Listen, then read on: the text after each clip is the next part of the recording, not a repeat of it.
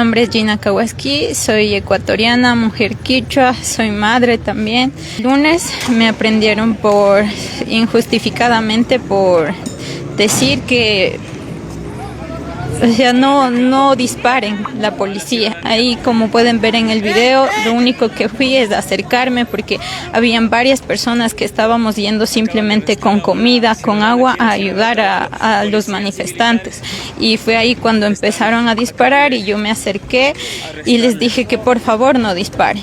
Y ahí en el video se puede ver exactamente cómo yo me acerco. No estoy con palos, no estoy con rocas, por lo que me están acusando, por ir a manifestar, eso es lo que dicen. Y yo no dañé ningún bien público, yo lo único que fui es en son de paz, a ayudar a nuestro pueblo, a nuestros compañeros. Y lo único que les puedo decir es que mucha fuerza, todos unidos, haciendo unión, podemos lograr llegar a algún acuerdo, a algo que se pueda llegar, igual por los compañeros que están aún detenidos.